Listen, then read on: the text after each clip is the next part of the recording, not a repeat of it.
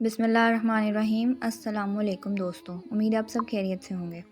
हज़रत सैयद अहमद बिन सईद रहमतुल्लाह अलैह अपने वालिद मोहतरम से नकल करते हैं, कुफ़ा में एक इबादत गुज़ार खूबसूरत नेक सीरत नौजवान रहता था। वो अपना ज़्यादातर वक्त मस्जिद में गुजारता और हर वक्त याद इलाही अल्लाह अज़्ज़ व जल में मशगूल रहता। एक मरतबा एक हसीनो जमील और अक्लमंद औरत ने इसे देख लिया। देखते ही इस पर आशिक हो गई और इसके ख्याल में गुम रहने लगी। बिलाखिर जब इसकी मोहब्बत शिद्दत इख्तियार कर गई तो वो रास्ते में खड़ी हो गई। कुछ देर बाद वो इबादत गुज़ार नौजवान मस्जिद की तरफ जाता दिखाई दिया। वो इसकी तरफ लपकी और कहा, ए नौजवान, मैं तुझसे एक बात करना चाहती हूँ, मेरी बात सुन लो, फिर जो चाहे करना।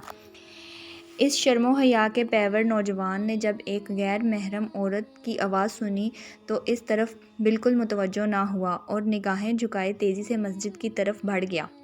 जब मस्जिद से घर की तरफ आने लगा तो वही औरत मिली और कहने लगी, ए नौजवान, मेरी बात सुन लो, मैं तुझसे कुछ कहना चाहती हूँ। नौजवान ने निगाहें झुकाई जवाब दिया, ये तोहमत की जगह है, मैं नहीं चाहता कि लोग मुझ पर तोहमत लगाने में मुब्तला हों। औरत ने कहा, अल्लाह ज़ोजल, मैं तेरी हालत से अच्छी तरह ख़बरदार हूँ, लेकिन मैं अपने नफ्स के हाथों मजबूर होकर यहाँ आई हूँ। मैं खूब जानती हूँ कि इतनी मामूली से ताल्लुकात भी लोगों के नज़दीक बहुत बड़े हैं। तुझे जैसे नेक सीरत और पाकीज़ा लोग आईने की मिसाल होते हैं।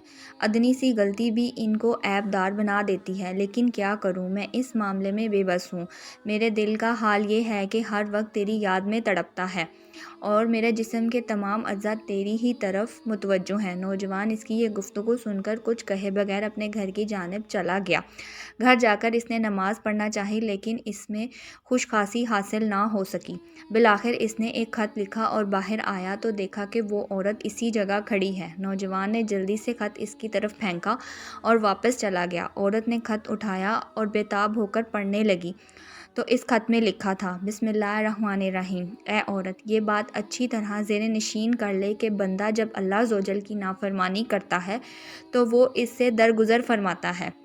जब दोबारा गुनाह करता है तो इसकी पर्दापोशी फरमाता है, लेकिन जब बंदा इतना नाफरमान हो जाता है कि गुनाहों को अपना ओढ़ा बिछोड़ा बना लेता है तो अल्लाह ज़ोजल इससे सख्त नाराज़ होता है और अल्लाह ज़ोजल की नाराज़गी को ज़मीन और आसमान, पहाड़, जानवर, शजरो हजर कोई भी चीज़ बर्दाश्त नहीं कर सकती। फिर किसी में हिम्मत है कि वो इसकी नाराज़गी का सामना करे। ए औरत, अगर तू अपना बयान में झूठी है तो मैं तुझे वो दिन याद दिलाता हूँ कि जिस दिन आसमान पिघल जाएगा और पहाड़ रुई की तरह हो जाएंगे और तमाम मखलूक अल्लाह ज़ोजल के सामने घुटने टेक देगी। अल्लाह ज़ोजल की कसम, मैं अपनी सलाह में कमज़ोर हूँ, फिर भला मैं दूसरों की सलाह कैसे कर सकता हूँ। और अगर तू अपनी बातों में सच्ची है और वाकई ही तेरी कैफियत वो ही है जो तूने बयान की, तो मैं तुझे एक ऐसी तबी का पता बताता हूँ जो उन दिलों का बेहतरीन इलाज जानता है जो मर्ज़े इश्क की वजह से ज़ख्मी हो गए हों, और इन ज़ख्मों का इलाज करना भी खूब जानता है जो रंजिशो आलम की बीमारी में मुब्तला कर देता है। जान ले वो तबीब हकीकी अल्लाह ज़ोजल है, तो सच्चे तलब के साथ इसकी बारगाह में हाजिर हो जा। बेशक मैं अल्लाह ज़ोजल के इस फरमाने आशी की वजह से तुझसे ताल्लुक़ नहीं रख सकता। अल्लाह ताला फरमाते हैं, और उन्हें डराओ इस नज़दीक आने वाली आफ़तों के दिन से जब दिलों कालों के पास आ जाएंगे, गम में भरे और जुल्मों का ना कोई दोस्त होगा ना कोई सिफारिश जिसका कहाँ माना जाएगा। अल्लाह जानता है चोरी छुपा के निगाहें और जो कुछ सीने में छुपाया है। ए औरत, जब ये मामला है तो ख़ुद सोच ले कि भागने की जगह कहाँ है और राह फरार क्यों महकुन है। औरत ने ख़त पढ़कर अपने पास रख लिया। कुछ दिन बाद फिर इसी रास्ते पर खड़ी हो गई। जब नौजवान की नज़र इस औरत पर पड़ी तो वापस अपने घर की तरफ जाने लगा। औरत ने पुकार कर कहा, ए नौजवान, वापस ना जा।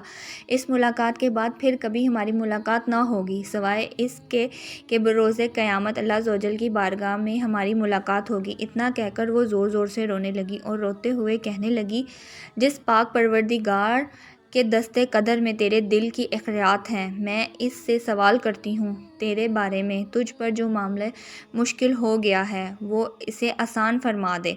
پھر وہ عورت نوجوان کے قریب آئی اور بولی، مجھ پر احسان کر اور کوئی ایسی نصیحت کر جس پر عمل کر سکوں۔ بالآخر نوجوان نے سر جھکائے، نگاہیں نیچی کیے جواب دیا، خود کو اپنے نفس سے باز رکھ، نفس کی خواہشات سے بچا۔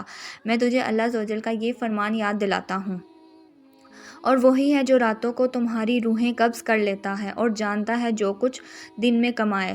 یہ آیت کریمہ سن کر عورت نے اپنا سر جھکا لیا اور پہلے سے بھی زیادہ زور زور سے رونے لگی۔